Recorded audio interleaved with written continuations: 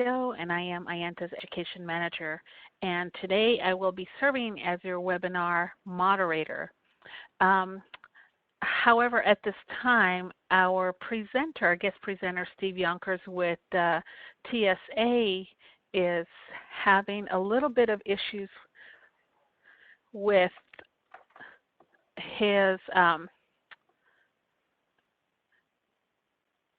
I'm sorry, I just got distracted. Hold on. I'm going to put you on mute.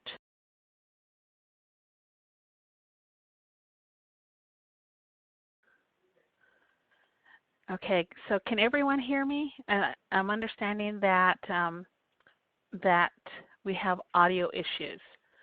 So I'm going to type in a message in the moderator.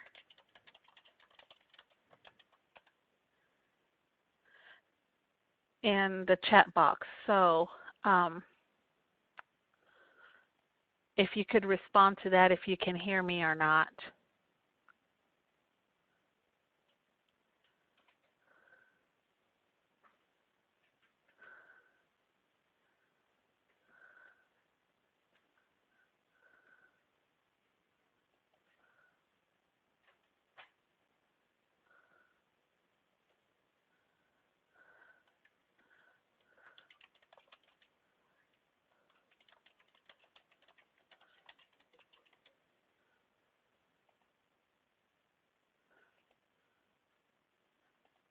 Okay, try it now.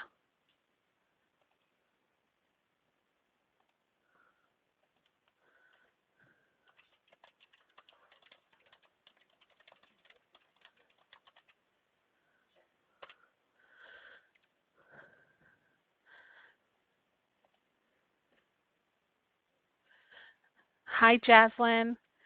It's nice to see you on here. Charlotte, it's good to see you too. And yes, thank you for letting me know that you can hear me.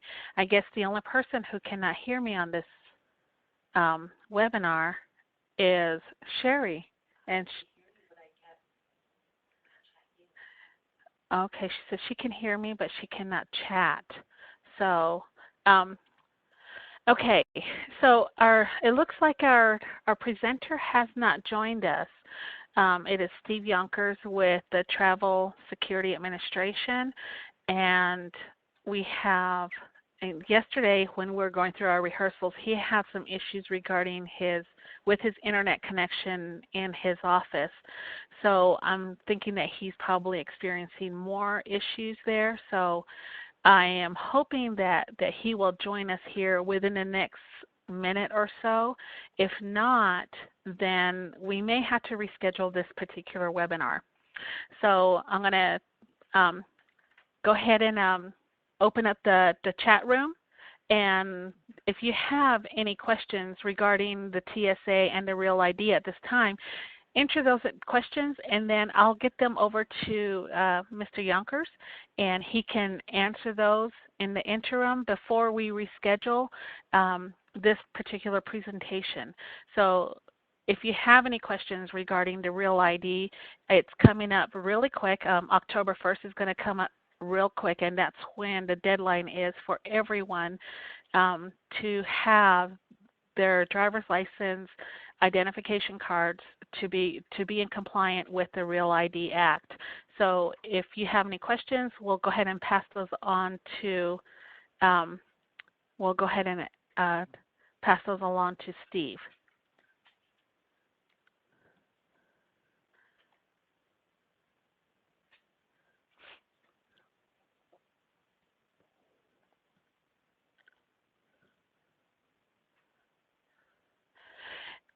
Hi, Bettina.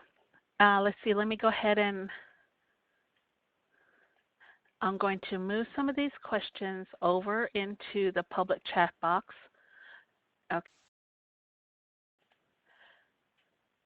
So we have 3 questions for Mr. Yonkers. Is this the same option available at the DMV for federal? Most of the DMVs have already been in compliance with the federal ID laws. check with your MVD departments or DMV departments just to make sure that, because in New Mexico for us, we have to have a gold star, and I believe it's the same with Arizona, and that may be, I'm pretty sure that's nationwide.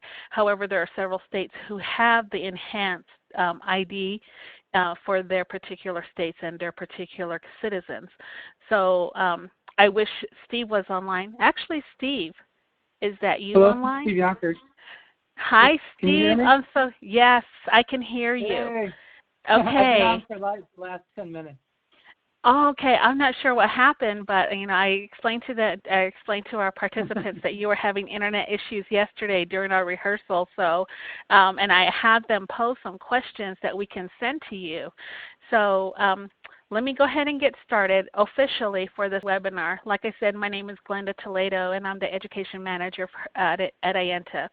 And today, I'm your webinar moderator. For those of you who are not familiar with IANTA, we are the only national organization that defines, introduces, grows, and sustains American Indian, Alaska Native, and Native Hawaiian tourism that honors traditions and values. We provide tourism-related education to tribes across the United States, and in today's webinar entitled Real ID, Are You Travel Ready?, you'll receive background information on the Real ID and how it will affect tourism to Indian country. So if you have any questions during the presentation, I know that we have questions from Lily, Bettina, and Charlotte already. So your questions will be answered during the presentation, and Steve has a really good PowerPoint that will answer those questions. So if you have any questions, type them in the chat box, and we'll facilitate the questions as soon as Steve has completed his webinar.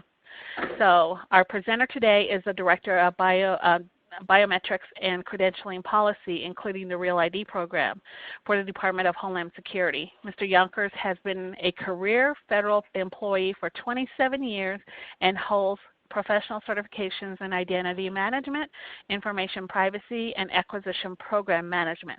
So please welcome Steve Yonkers. Thank you. Unfortunately, I can't see my own PowerPoint presentation, so I'm just going to ask you to go from one slide to the next. Not a problem. That's not a problem. Great. Let's go to slide 2. So a little bit about the Real ID Act overview. So I'm sure you're probably aware this was a recommendation from the 9/11 Commission when they looked at how easy it was for the terrorists, the hijackers, to get a variety of driver's licenses and identification cards from a number of different states. In fact, I think the 17 hijackers had something like 30 different driver's licenses and identification cards.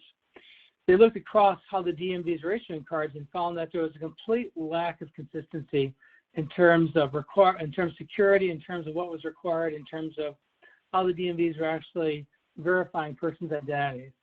So as a result of that, we move to slide 3, Congress passed the Real ID Act in 2005. The law requires basically 2 main things. One, it set that minimum ground floor for security standards for all states to follow, and if they wish to do so, to create what we now call Real ID compliant cards. And then the second requirement is for federal agencies to only accept these Real ID compliant cards for the purposes of getting into federal buildings and facilities, boarding commercial aircraft, and the last one, entering nuclear power plants. Real ID does apply to the entire nation, so it's all the states, DC, and the territories. It did authorize DHS to do a number of things, such as issuing regulations. We issued a regulation that was back in 2008. It is essentially the same regulation we're using today. We did establish standards, criteria for the states to meet to be able to come into compliance. There's something like 43 different categories of compliance they actually have to go through in order to be granted or receive approval as a compliant state. In the past, we did grant extensions of time for states to get into compliance. Most states needed several years or longer. In many cases, they actually modernized their entire driver's licensing programs within the states. So that was everything from new IT systems, new buildings. Many of them hired a lot of additional DMV workers, conducted the training, all those different things. So for many states, it gave them an opportunity to modernize the way they do business at the DMV. The other thing the Act allowed us to do was make grants to the states. So Congress appropriated $263 million. This was back in fiscal years 9 through 11. They've not appropriated any additional money since that time. although every state does receive a Homeland Security grant, and they can use a small portion, about 20% of that grant, if they wish to do so for Real ID implementation purposes. Moving now to slide 4. So what does Real ID require? It's really 3 main things. 1, it requires the DMV to verify a person's identity and their lawful status of being in the United States. It requires the state to issue a secure credential, something that can't be easily tampered with or falsified. And then 3rd, it requires the state to have a secure issuance process. That begins with the people working the DMV themselves. They have to go through background investigation so that we know that we can trust them to issue these secure licenses. And then other things have to be secure, such as the card stock, such as the IT systems. The facilities themselves have to be secure. So every part of the process needs to be secure and trusted. Now, what did Real ID not do? As you know, it did not create a national ID card. Every state and territory still issues its own driver's license identification card. It didn't authorize DHS to in any way take over or regulate the way the DMV does its business. So they're still responsible today for what they do day in and day out. In fact, Real ID actually provided a baseline or minimum level of security requirements. The states are free to add additional security requirements if they wish to do so. And in fact, many states have done that. Many states have added things like facial recognition and biometrics that we don't require under the Act. We probably hear from many people who say, hey, it's different from one state to another in terms of what they require. And that's exactly right, because some states have adopted even more secure standards from even what the Act and the regulation require. The last thing, the Act did not prevent states from issuing a non-compliant card, essentially giving people a choice of either getting a Real ID compliant card or getting a non-compliant card. In most cases, if someone was getting a non-compliant card, they wouldn't have to bring all the documents together. They might not have to do all the same things for verifying their identity and lawful status. And as a result, only 6 states offer only the Real ID. Every other state and territory actually offers that choice of either a Real ID or a non-compliant card. Now, for our purposes, we're definitely concerned about the issuance of non-compliant cards, because those will not be any good for boarding commercial aircraft. They will not be any good for accessing federal facilities. And we just hope that everyone understands that. So for those who are getting non-compliant cards, we hope they understand the results of making that decision. Moving to slide 5. So this is just to show you about 3 years ago. This was the status of the states. As you can see, at that time, very few states were in compliance. Only 26 states had gone through that process and become what we see here, the green state. Back then, we actually had 13 states that actually had laws on the books preventing them from coming into compliance. And you can see there was 8 states in red here. They actually were under federal enforcement at that time, meaning the residents of these states could not use their driver's license or ID cards to get into federal facilities. This was before we implemented the TSA aspect, but it certainly was in effect for all federal facilities. So now if you change to the next slide, you can see this is where we are today. So now it's a sea of green. Every state has fully committed to complying with Real ID. Nearly all states are issuing Real ID compliant cards. There's only a couple outliers here. It's Oregon, which does not begin until July 6th, Oklahoma, which does not begin until April 30th. They're going to be the last 2 states to begin issuing Real IDs. But importantly, everyone else is issuing Real IDs at this point. And in case you're wondering why is there blue on some of the states, so when a state gets to the point where it is issuing Real IDs, they then submit their compliance package to DHS. It normally takes us a few months to do the back and forth to complete the review and then grant them compliance. So that's where the blue states and territories are at this stage. Now, if we can move to the next slide, slide 7, show you just a couple of updates of things we've done over the past year. So you may have heard about residents of freely associated states. The United States has a compact with the FAS. These are people from Micronesia, Palau, and the Marshall Islands. They're allowed to come freely into the United States to work, leisure, travel, whatever they want to do. Until recently, they could only get limited term licenses, meaning every year they had to go back and get a new driver's license. Congress actually changed the law just about a year ago, so they can now get full-term Real ID compliant licenses. And then we made one other little update to the regulation. So they no longer need a valid visa. Now they just need a valid foreign passport and their I-94 and now they can get a full-term Real ID compliant license from any state in which they live or reside. The second thing I want to note is regarding, again, marked non-compliant cards. As I mentioned previously, we're definitely concerned about those in terms of people getting those and hoping they are going to have either go back and get a Real ID or get an acceptable alternative. But the issue here is that if you look at the regulation, there wasn't a clear deadline for when we would stop accepting marked non-compliant cards. The assumption was that we would stop accepting those at the same time we stopped accepting legacy cards. But it wasn't clear in the regulation. And as a result, the Department of Defense, as part of doing a once in every 10-year nationwide security update, they decided to stop accepting non-compliant cards now. And so they've been slowly rolling this out over the past year. But the question still came up, well, what are we going to do for DHS? What is TSA going to do? So you may have seen or may not even noticed, we just made a very small change to the Real ID regulation. Now it makes it clear that we're doing it all at the same time. So on October 1st, 2020, we will stop accepting legacy cards, we will stop accepting marked non-compliant cards, and we will only accept Real ID compliant cards. The next thing I just want to note is regarding, so where are the states in terms of getting Real IDs issued? So this is what we call their Real ID adoption numbers, Real ID adoption rate. So this past summer, we went out to the states and asked, where are you in issuing Real IDs? At that time, they told us it was about 67 million Real IDs that had been issued, representing about 27% of all driver's licenses and ID cards out there. So we went back in the fall and we said, thank you so much. This is very helpful information. Would it be possible to provide this every month? And so just about all the states are doing the best they can to get us this information every month. It's certainly, it can be a burden, it can be a hardship on the states, which we recognize. But our latest numbers show that we have over 95 million Real IDs issued now, representing over 34%. And so as you can see, it's going up every month, probably every week. There are more Real IDs issued, and the percentage is going up as well.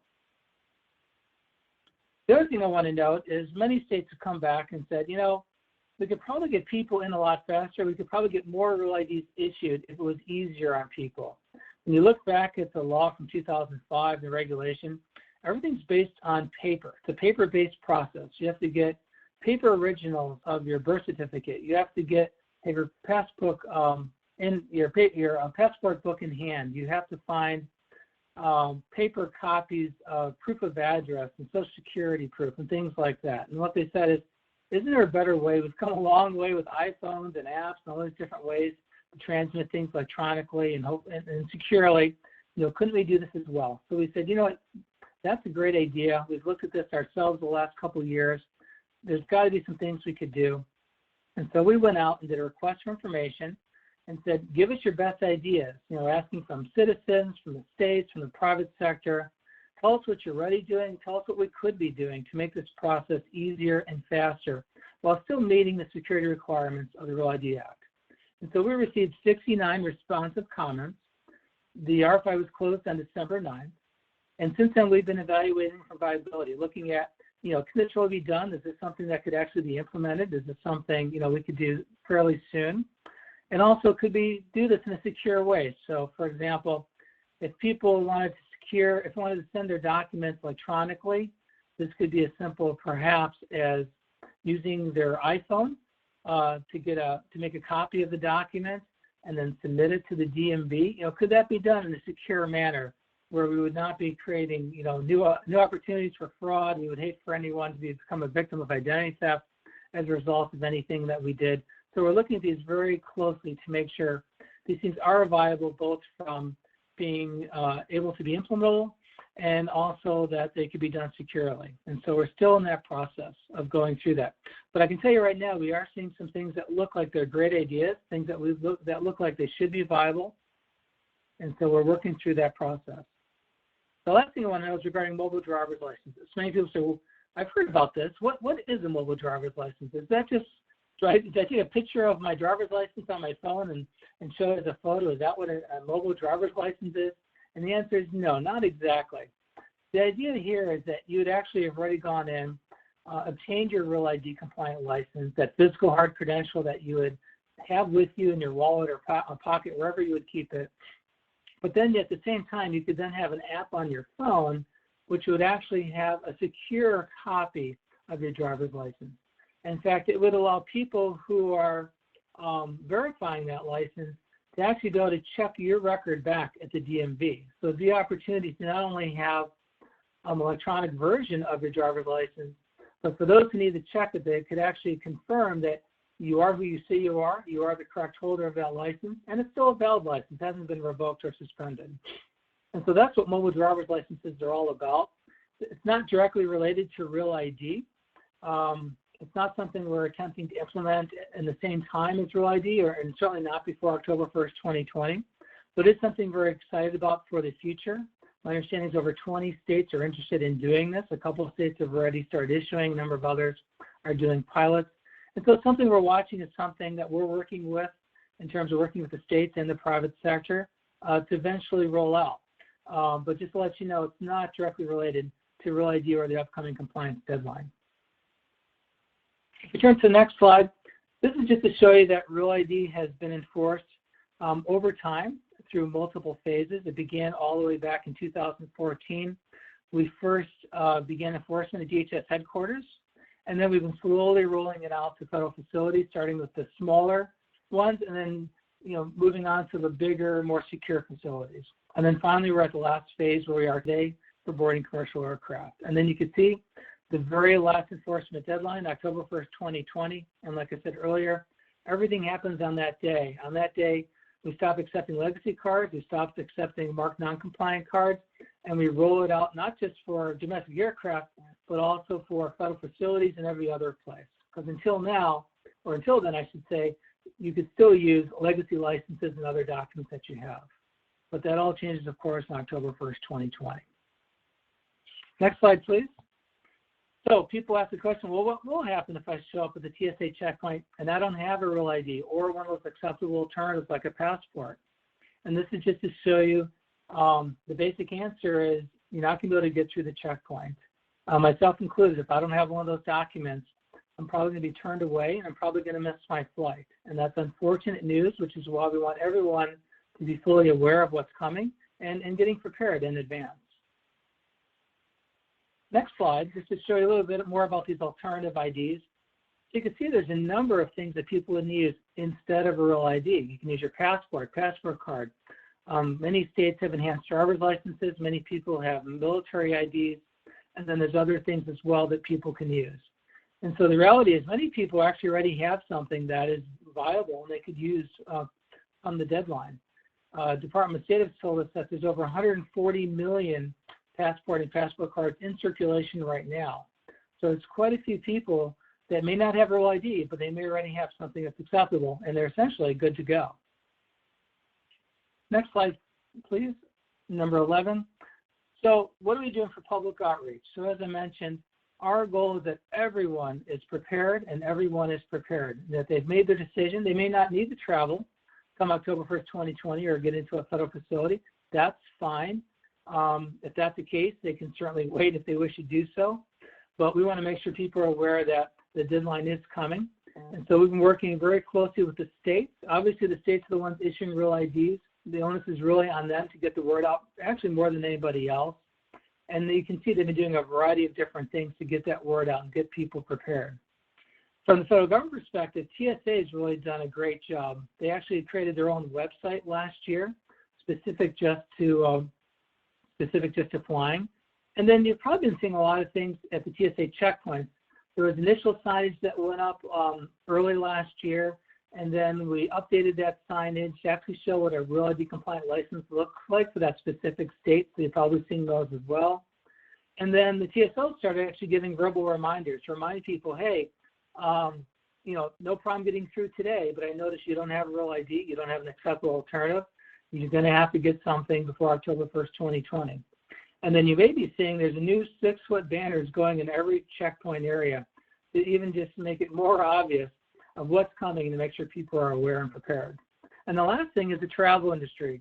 You should be seeing things from your airlines. If you're buying your ticket from the airline, you should be seeing things. We've also reached out to Expedia, Travelocity, all the other organizations as well that issue tickets. and you should be seeing things from them as well. Just reminders and making sure people understand that if you get a ticket, make sure you have appropriate identification. And then the last slide I have is just for more information.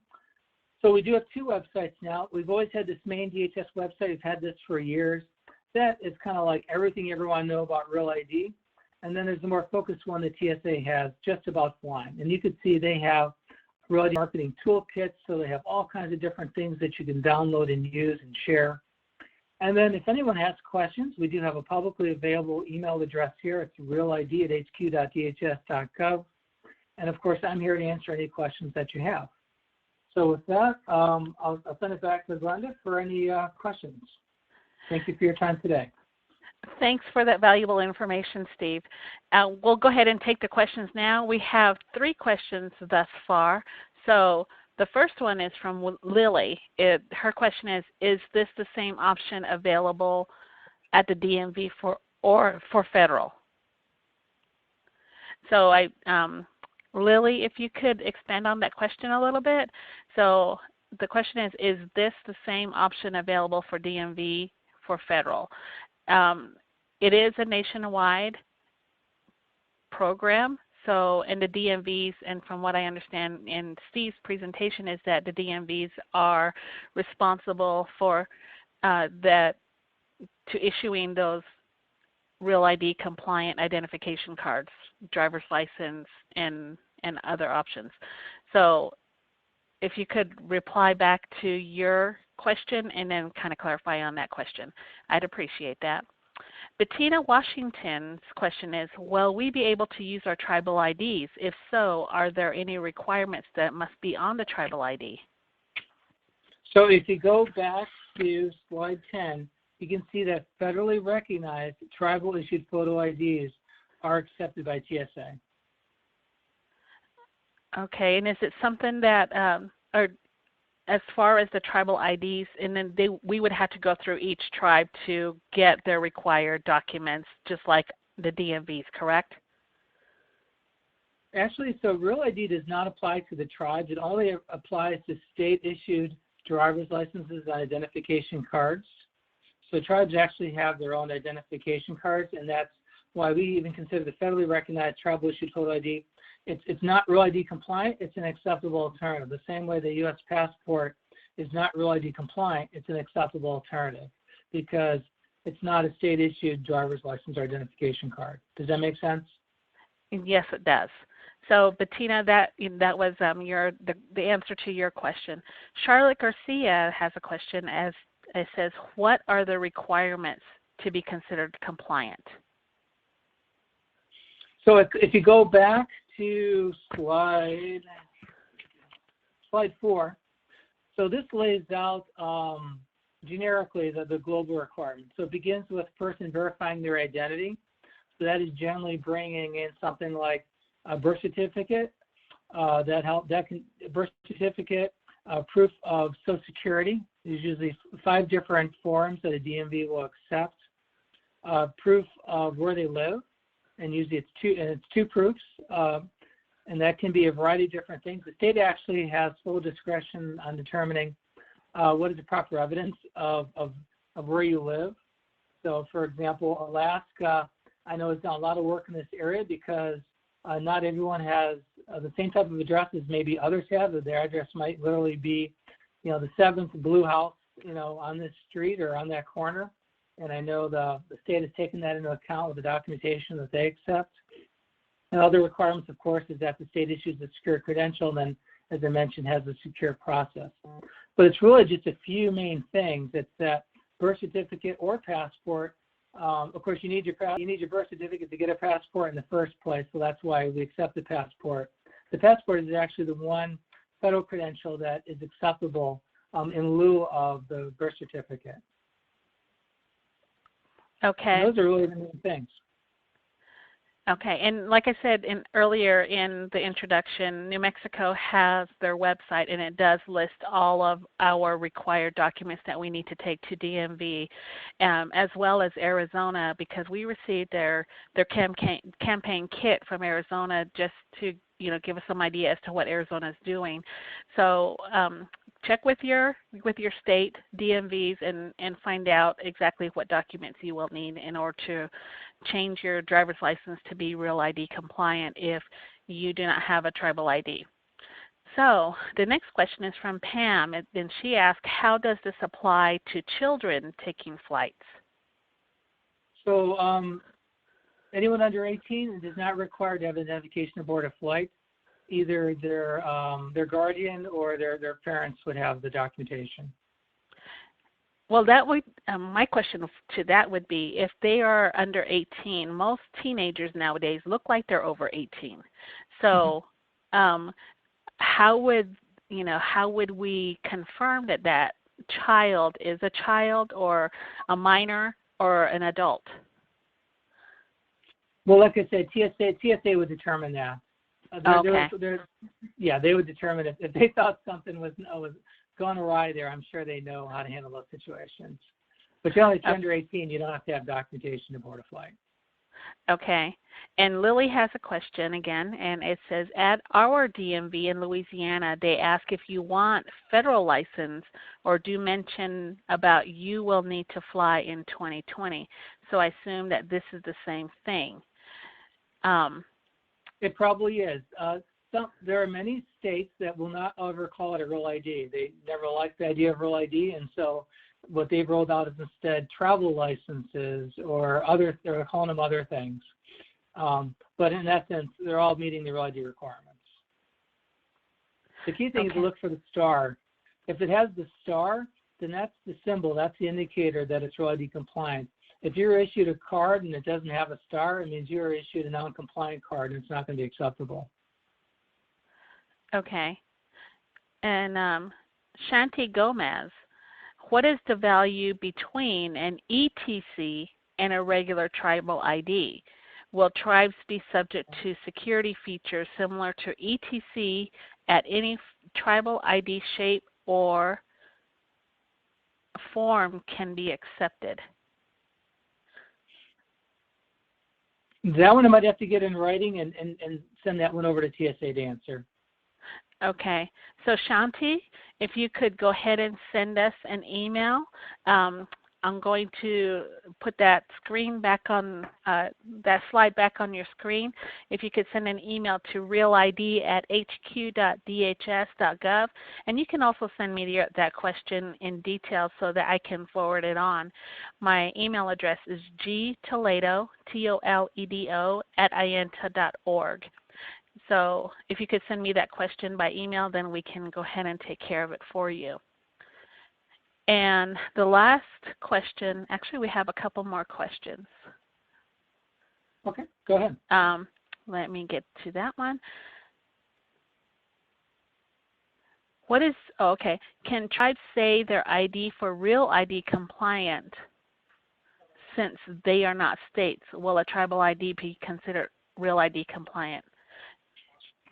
They cannot be considered Real ID compliant, right, because they're actually not covered under the federal law.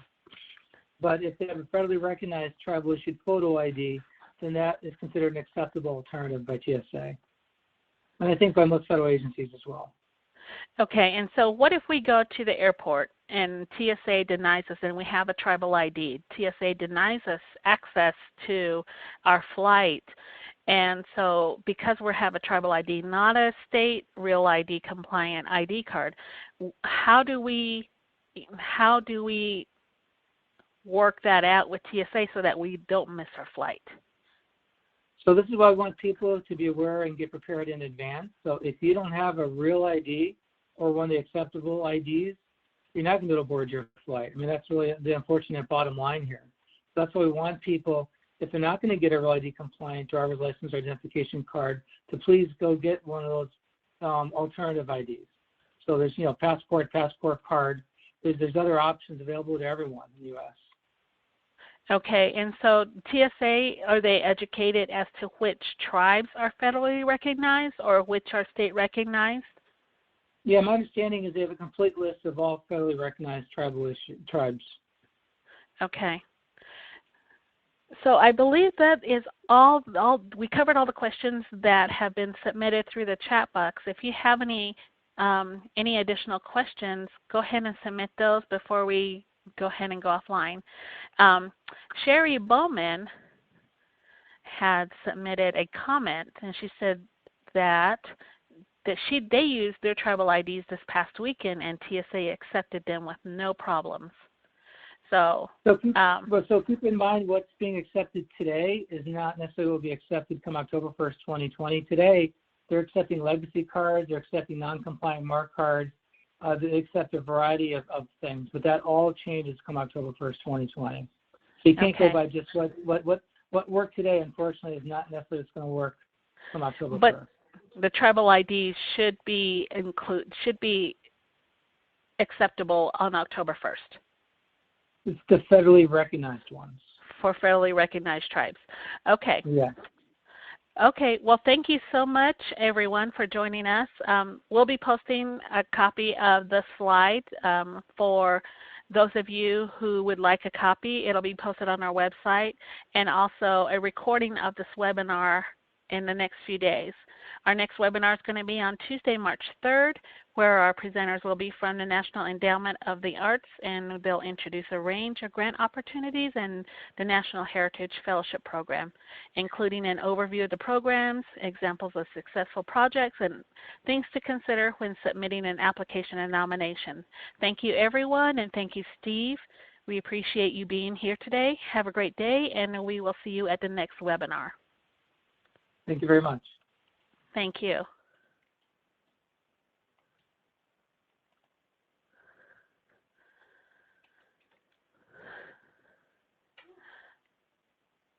Steve? Oh, I guess we're